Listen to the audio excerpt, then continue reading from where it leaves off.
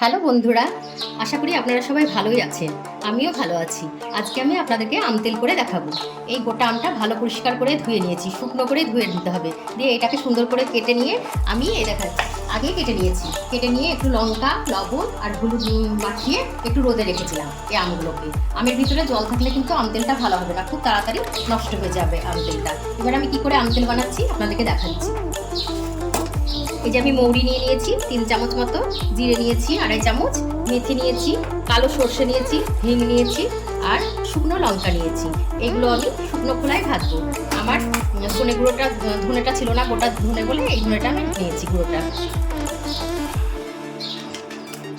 আমি ওভেন না জ্বালিয়ে আগে এগুলো দিয়ে দিচ্ছি, কারণ বেশি ভাজবো না।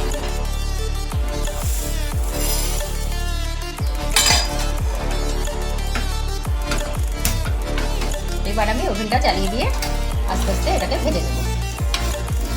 খুব ভাজবো না, একটু অল্প করেই ভাজবো। এই আম তেলটা মোটামুটি আপনার 2 বছর ধরেও থাকবে, একটু জল দেওয়া হবে না। আমগুলোকে খুব ভালো করে কিন্তু একদম শুকিয়ে নিতে হবে। তারপরে আমগুলোকে কাটতে হবে, কেটে তখন একটু হলুদ, লবণ, তেল সব দিয়ে একটু মাখিয়ে রেখে দিতে হবে।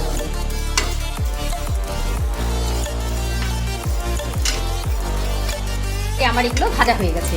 এবার এটাকে আমি ঠান্ডা হতে দিচ্ছি। ঠান্ডা হলে একটু মিক্সিতে ঘুরিয়ে নেব। এটা খুব একটু দানা দানা রাখতে হবে, খুব মিহি করা হবে না। এটা একটু ঠান্ডা হোক, তারপরে আমি মিক্সিতে একটু গুঁড়ো করে দেবো।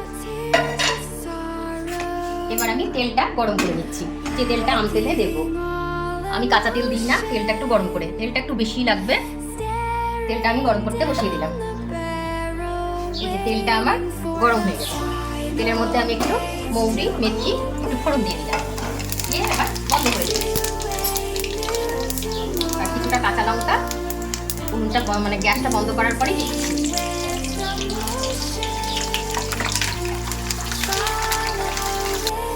আমি গ্যাসটা বন্ধ করার পর একটু ঘি এর মধ্যে দিয়ে দিলাম। ঘিটা দিলে সারা বছর খুব ভালো থাকে আর সেন্টটা খুব সুন্দর হয়। এবার আমি তেলটা একটু ঠান্ডা হতে দিচ্ছি। ঠান্ডা হওয়ার পর, ঠান্ডা হতে হতে আমি এদিকে মশলাটা আমার ঠান্ডা হয়ে গেছে। এবার আমি মশলাটাকে একটু গুঁড়ো করে নিয়ে আসি। এই যে আমার মশলাটা গুঁড়ো করে নিলাম।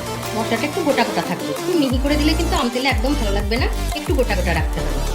এবার আমি এই মশলাগুলো, এই যে আমটা আমি কেটে রেখেছিলাম, একদিন মতো রোদে দিয়েছি আমগুলোকে। আমি কি সুন্দর শুকিয়ে গেছে, দেখুন।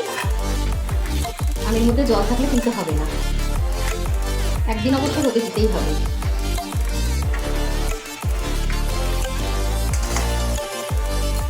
এবার আমি এই মশলাগুলো আমের সঙ্গে মেখে নেব। এবার ভাজা মশলাগুলো দিয়ে দিলাম, তার মধ্যে দিয়ে দিচ্ছি লঙ্কা গুঁড়ো। আপনারা পারলে কাশ্মীরি লঙ্কা গুঁড়ো দিতে পারেন, আমি এমনি লঙ্কা গুঁড়ো দিলাম। একটু লবণ আর একটু চিনির গুঁড়ো,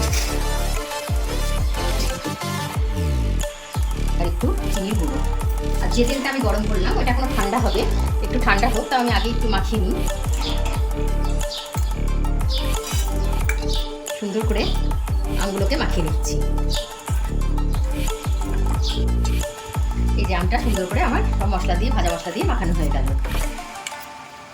আর যে কাঁচের জারটায় রাখবেন সেই জারটা যেন অবশ্যই একদম শুকনো থাকে, জল থাকলে কিন্তু নষ্ট হয়ে যেতে পারে। এবার আমি কাঁচের জারে আস্তে আস্তে এগুলো ঢেলে দিচ্ছি। যে পুরো আমগুলো আমার কাঁচের বয়ামের মধ্যে ঢেলে দিলাম। এবার আমি যে তেলটাকে ঠান্ডা করে রেখেছি গরম করে, এই যে লঙ্কাগুলো দিয়ে, এই লঙ্কা কিন্তু আপনার আলু সেদ্ধতে মেখেও যদি খান না, খুব ভালো লাগবে। এই আম তেল থেকে বের করে নিয়ে খুবই টেস্টি হয়।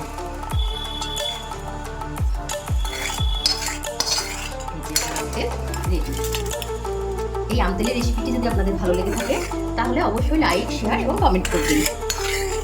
ভিডিওটি ভালো লাগলে চ্যানেলটিকে সাবস্ক্রাইব করবেন।